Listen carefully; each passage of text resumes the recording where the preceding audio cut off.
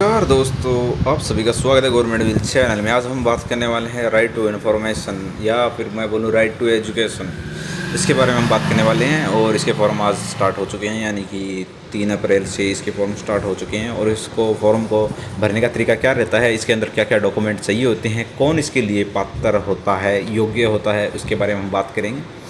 और वीडियो को स्टार्ट करने पहले मैं आपको बता दूं, इसके लिए जो बच्चे आवेदन कर सकते हैं वो उनकी उम्र ये रखी गई है कि 3 वर्ष से लेकर 4 वर्ष के बीच में और 6 वर्ष से लेकर 7 वर्ष के बीच में कोई भी बच्चा अगर है तो वो एडमिशन के लिए अप्लाई कर सकता है और फ्रेश एडमिशन के लिए भी अप्लाई कर सकता है।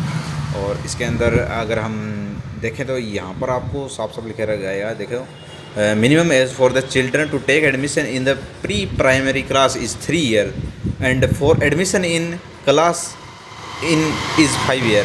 तो उसको मतलब जब क्लास के लिए एडमिशन लेना होगा तो उसकी उम्र 5 वर्ष होनी चाहिए, और नहीं तो इसकी अगर फ्रेश एडमिशन लेना चाहता है, प्री प्राइमरी के अंदर एडमिशन लेना चाहता है, उसकी उम्र 3 वर्ष होनी चाहिए इसी। और वही लोग इसके लिए आवेदन कर सकते हैं। उसके अलावा अगर कोई आवेदन करता है और उसका आवेदन निरस्त कर दिया जाएगा, क्योंकि अगर आधार के अंदर आपकी डेट ऑफ बर्थ मैच नहीं होगी तो आपका आवेदन निरस्त कर दिया जाएगा। और इसके बारे में हम और बात करते हैं आगे कि इसके बेनिफिट क्या क्या है एडमिशन के। तो ये एकदम टोटली फ्री ऑफ कॉस्ट आपके बच्चों को पढ़ाया जाता है प्राइवेट स्कूलों के अंदर।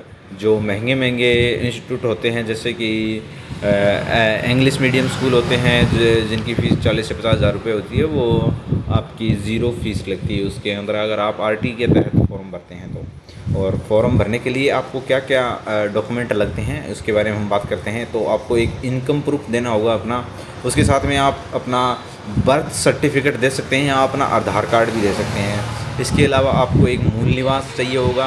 वो मूल निवास अपने बच्चे का भी हो सकता है, आपके अभिभावक का खुद का भी हो सकता है। अगर अभिभावक और उसके माता पिता दोनों ही नहीं है तो उसके संरक्षक का हो सकता है, संरक्षक उसका कोई भी हो सकता है, उसके चाचा हो सकते हैं, उसके नानी हो सकती है, उसके दादाजी हो सकते हैं, और उसके भाई का लड़का हो सकता है, कुछ भी हो सकता है।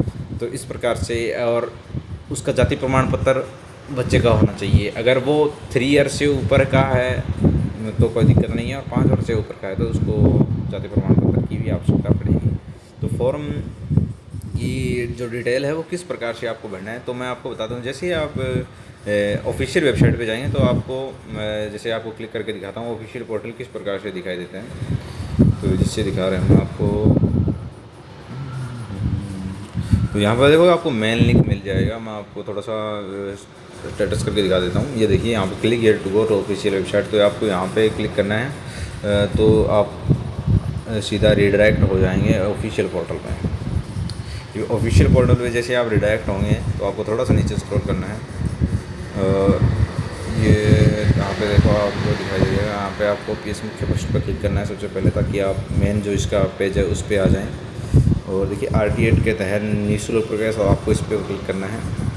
जैसे ही आप इस पर क्लिक करेंगे तो आपको नीचे आना है, थोड़ा नीचे आना है। फिर यहाँ पर देखो छात्र का ऑनलाइन आवेदन, आपको अगर नहीं दिखाई दे रहा हूँ तो मैं आपको जूम करके यहाँ पे दिखा देता हूँ। ये रहा 76 का ऑनलाइन आवेदन है, आपको यहाँ पे इसके ऊपर क्लिक करना है।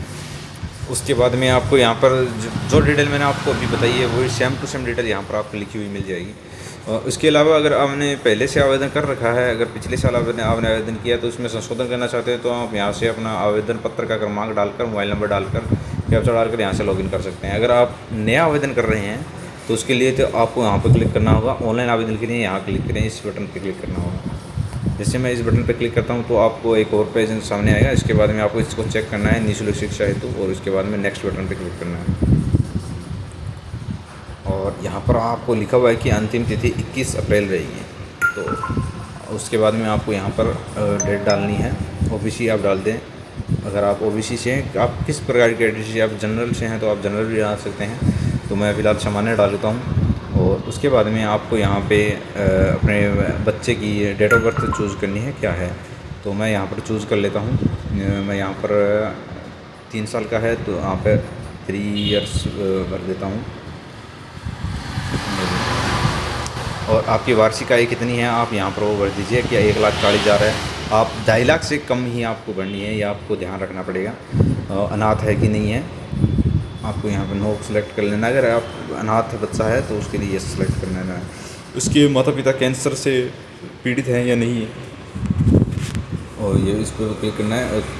कि माता युद्ध में विधवा हुई है कि नहीं हुई है, ये भी आपको क्लिक करना रहेगा। और यहाँ पर बेटा है या बेटी है, स्त्री है पुरुष, ये आपको कहना है। विकलांगता का आपको देना है कि वो विकलांग है या नहीं, और आपको बीपीएल बताना है कि आपका परिवार बीपीएल श्रेणी में आता है कि नहीं आता है। या इतना क्लिक करने के बाद में आपको पात्रता विधांश पे क्लिक करना है। आप जैसे पात्रता विधांश पे आपको आमने सामने एक बोर्ड आ जाएगा कि आपके द्वारा बड़ी सूचना से आरटीआई की इमेज बटन पे आप मैसेज बॉक्स पूर्ण कर सकते हैं। मतलब आप इसके लिए आवेदन कर सकते हैं। और इसके जैसे ही आप इसको क्लोज करेंगे तो आपको थोड़ा नीचे और स्क्रॉल करेंगे तो आप प्रार्थी का नाम डालेंगे, और उसके बाद में आधार का विवरण डालेंगे। यहाँ पर आधार नंबर डाल सकते हैं आप, आधार इनरोलमेंट आईडी जिसको आधार पंजीकरण नंबर कहते हैं वो भी आप यहाँ पे डाल सकते हैं। उसके बाद में आपको धर्म का चूज़ करना है कि आप किस धर्म से हैं। उसके बाद में उसके पिताजी का नाम डालना है आपको, और उनका आधार नंबर डालना है। माताजी का नाम डालना है और उनका आधार नंबर डालना है। उसके बाद में आप अगर माता पिता नहीं हैं उनके, तो आपको उनका संरक्षक का नाम भी डालना पड़ेगा। पिताजी और माताजी का तो डालना ही डालना है, उसके अलावा आपको उनके संरक्षक का नाम भी डालना पड़ेगा। उसके साथ में आप संरक्षक का मोबाइल नंबर या अपने माता पिता का एक मोबाइल नंबर भी डालना है यहाँ पर पड़ेगा। आपको नाम भी लिखना पड़ेगा, आपको ईमेल भी डालना है। और उसके बाद में डिस्ट्रिक्ट ब्लॉक अपना चूज कीजिए। आप जहाँ पर आप रहते हैं आप वहीं का एड्रेस डालेंगे, और आपको उसी ही अनुसार आपको स्कूल दिया जाएगा। तो आपको ये एक चीज़ ध्यान में रखनी है, अगर आप किसी ग्रामवास से निवास करते हो तो अगर आपके ग्राम के अंडर में कोई अगर स्कूल आता है तो आप उसके लिए ही आवेदन कर सकते हैं, ना कि किसी शहर के स्कूल के लिए। तो आपको इस प्रकार से आवेदन करना पड़ेगा। अगर आप शहर के लिए आवेदन करना चाहते हो तो आपको वहाँ पर ये दिखाना पड़ेगा कि आपका बच्चा कहीं पर हॉस्टल में रह रहा है, तो उसके लिए आपको एक और अलग से फॉर्म लगेगा, वो आपको डालना पड़ेगा। तो इतनी चीज़ें डालने के बाद में आपको यहाँ पे नीचे विद्यार्थी का फ़ोटो डालना है। फ़ोटो का साइज़ 20 KB होना चाहिए। और उसके बाद में तहसील के द्वारा जो प्रूफ्ड होता है मूल निवास, वो पिताजी का या माताजी का कोई इनमें से एक कार्ड आप यहाँ पर डाल सकते हैं। उसके बाद में आपको आधार कार्ड डालना है। आधार कार्ड बेटे का हो सकता है, जो फॉर्म भर रहा है उसका आपको आधार कार्ड डालना है। और बालक के दुर्बल वर्ग के श्रेणी के लिए आपको यहाँ पे एक और डालना पड़ेगा। उसके बाद में आपको यहाँ पे कैप्चा डालना है। कैप्चा डाल के आपको आवेदन पत्र का डाटा सेव पे क्लिक करना है। इससे आपका आवेदन सक्सेसफुली सबमिट हो जाएगा। उसके बाद में आपके मोबाइल पर एक मैसेज आएगा, जब भी आपको कॉलेज अलॉट होता है उसके बाद में आपको बाकी डॉक्यूमेंट तैयार करवाने हैं। इसके लिए आप बने रहिए। अगर आपको वीडियो अच्छा लगा है तो आप मेरे चैनल को सब्सक्राइब कर सकते हैं, और आगे आने वाली वीडियो में आपको कुछ नया चीज़ बताता रहूँगा।